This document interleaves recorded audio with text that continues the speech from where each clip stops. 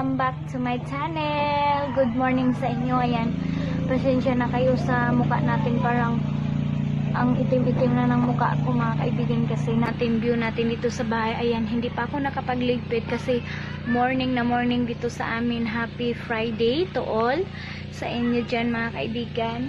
Yan, si Baby King medyo na ano pa siya ba, inaantok pa siya, kaya nagpalagay siya sa kanyang duyan. So mahilig si Baby King sa duyan, at saka medyo stress pa nga. Ayan, nangaybag na ako kasi 3 gabi na hindi ako nakatulog ng maayos mga friend, kasi ay nauubo si King kasi nagtit siya, tapos meron siyang kunting lisa, yung napiang siya ba, kunti naman, napahilot ko na siya.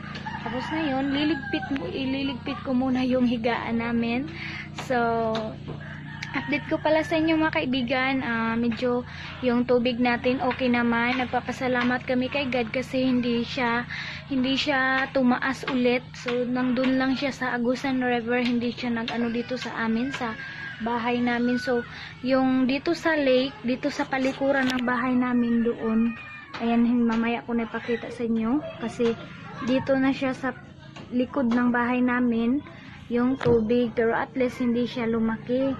So ngayon, yung kabisihan namin is nagluluto pa ako pang breakfast namin, at saka magliligpit muna ako ng higaan, at saka meron pala ako ipapakita sa inyo mamaya yung surprise na hindi namin in-expect ni Junjo, na sobrang tuwa namin, sobrang saya namin kasi pinapangarap lang namin ito noon. Kaya ngayon, nandito na nakamit na namin, at sobrang saya namin, at saka nagpapasalamat talaga kami sa taong mababait at taos puso yung pagbigay niya sa amin, na mayroong pagmamahal, na kahit hindi niya kami kilala, bago pa lang niya kami kilala, pero hindi siya nag-alinlangan na tulungan kami, kasi na-appreciate namin yung kabaitan niya, na-appreciate niya yung namin, kahirapan namin dito sa Agusan, Mars.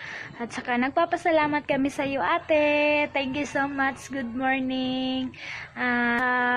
Thank you din sa pagmamahal mo sa amin kahit hindi mo kami kilala, kahit bago mo pa lang kami kilala. Sobrang proud namin sa iyo kasi matulungin ka, marami ka nang natulungan, at isa na kami doon. So update ko muna sa inyo mga kaibigan, mamaya babalikan ko kayo kasi magliligpit pa tayo ng ating higaan.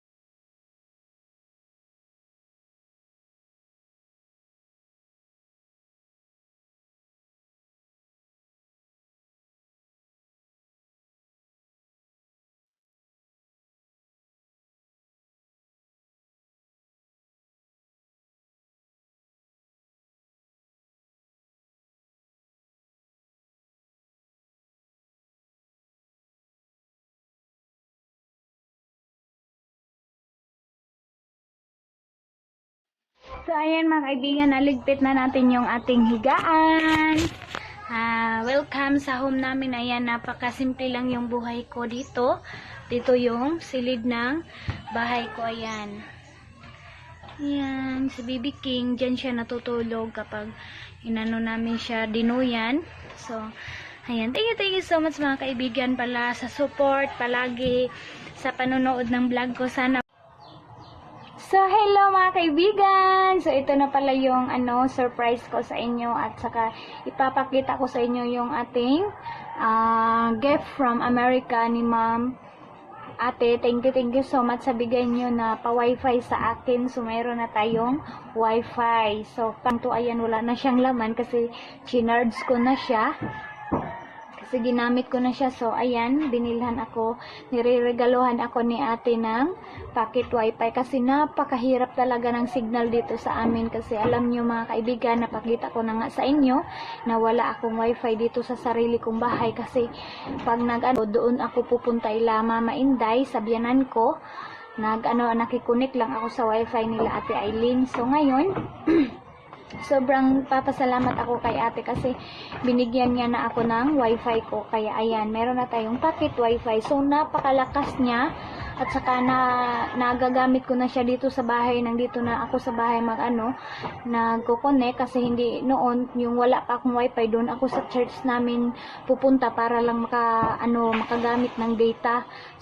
Magpunta doon sa simbahan para lang mag-connect. So nagpapasalamat talaga ako sa iyo ate, sobrang thank you sa pocket wifi na ito. At saka meron pa tayong isa ito, dalawa kasi yung gift ni ate at saka yung pangatlo pala, tatlo na yung binigay ni ate na prize sa amin na malaki talaga yung na itulong niya sa amin. Kasi first niya tinulong sa amin, hindi ko na muna napakita sa inyo yung binili ko noong vlog ko na napakita ko sa inyo yung binili ko na mga pintal, yung mga poxy, ganun. Kasi tinulungan kami ni ate na ipagawa yung bangka natin. So na-vlog ko na yun sa inyo. So hindi ko muna na ipakita sa inyo yung boat natin kasi hindi pa siya tapos. So ngayon yun yung first niya, pangalawa na to at saka yung pangatlo natin mga kaibigan. Hindi na yata kami maghihirap na mag-igib ng tubig from Agusan, Mars. Kasi napakalayo ng bahay ko ng tubig sa Agusan kasi dito kami sa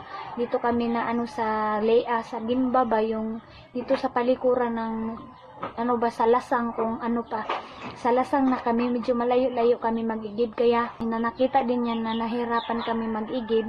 So nagpapasalamat kami sa iyo ate kasi na-appreciate mo yung kahirapan namin dito, na nakamit na namin yung pangarap namin na patubig dahil sa inyo. Kaya hindi ko din napakita pa sa inyo na nagamit na namin yung yung patubig kasi hindi pa namin siya nalagay sa Agusan kasi lumaki pa yung tubig ko. So kaya muna kami igib-igib. So update ko sa inyo pag nailagay na natin at saka tapos na yung boat.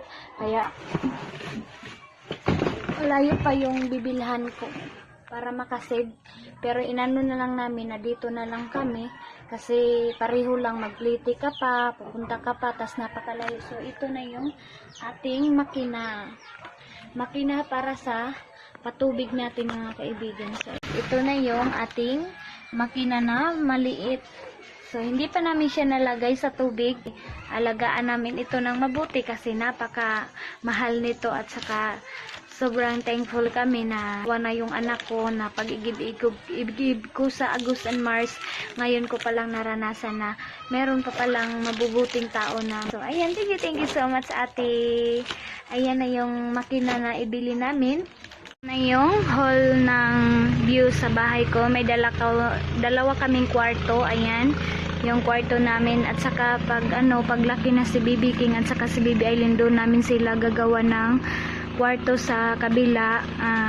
Sabi namin ni Junjun na lalagyan namin siya ng yung yung akuba ba yun, para maganda na yung kwarto nila, pero hindi pa namin siya na-renovate. Medyo hindi pa sila Bibi King na hiwalay sa amin pagtutulog, kasama pa namin sila natutulog. So ito lang yung view ng bahay ko. So yan yung mga salamin natin.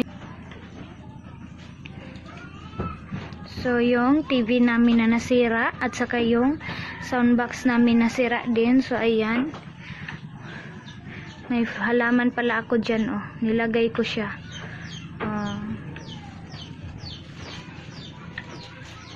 Tapos yung divider namin na walang salamin, napakakalat ng mga gamit ko dyan kasi nilalaruan kasi ni Bibi King yan kasi wala siyang yung salamin, kaya ayan, ang gulo.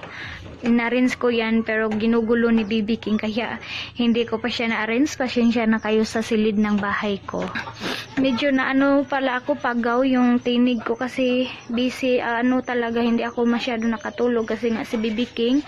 So ayan yung view natin sa kusina ko. Ayan, nakikita nyo yung nag-ilaw kasi na ano na yan yung hardy clips natin ba yung nagabok na so yan yung ref namin, double door. So na ano namin ito yon, napakita ko na sa inyo kaya ayan walang silid yung ano natin ref. Bakit mayroon ito? Bakit nalagay ito? Yan yung ating ano ref. Kaya na ano ako magnegosyo kasi naanuhan pa ako kasi malaki pa yung ano natin. Natatakot ako na lumaki yung bill namin sa kuryente kaya hindi pa ako nagnegosyo. So ayan yung kusina ko, simple lang.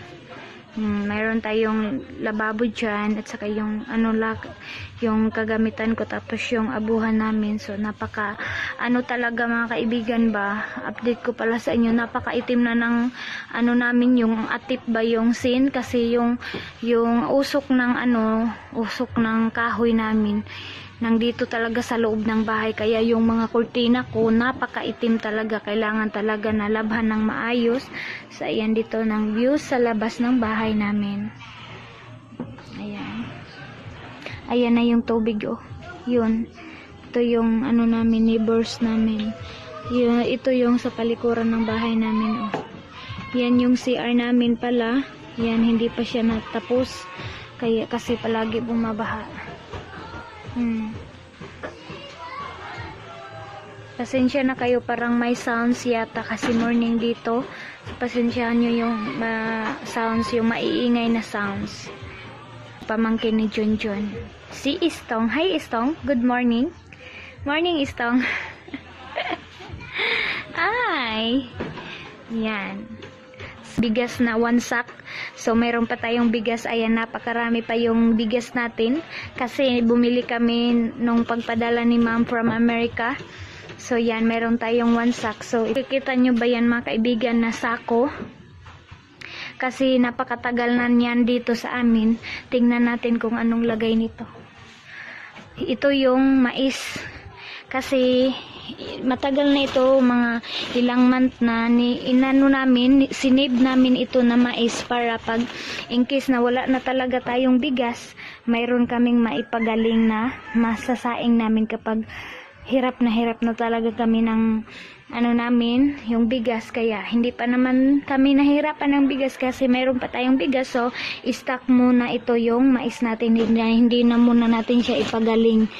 Ayan alam nyo ba yung bukbok, yung nangingitkit ng kinikit-kit ng bukbok yung mais, ayan ayan yung bukbok natin, ayan so yan dito sa labas ng bahay ko. Malalaki na yung halaman ko, napakalabong na at saka napakataba-taba ng mga halaman ko. So ayan na mga friend, sobrang saya ko na kasi nabubuhay na sila ng maayos yung mga halaman natin. Ayan. So ayan pa, fresh na fresh yung mga halaman ko.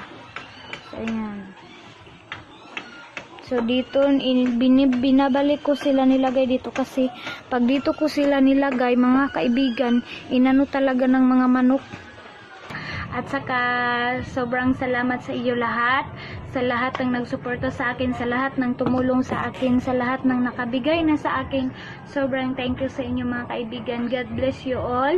Si God na po ang bahala sa inyo. Wala pa akong may balik na tulong sa inyo, kundi pag-pray lang at papasalamat palagi. At saka sana support nyo palagi ako. Huwag nyo kalimutan mag-subscribe, mag-like and comment. Thank you sa mga comments nyo, sa pag-appreciate sa akin. Thank you sa panonood palagi. Bye bye mga kaibigan. God bless you all. Thank you so much.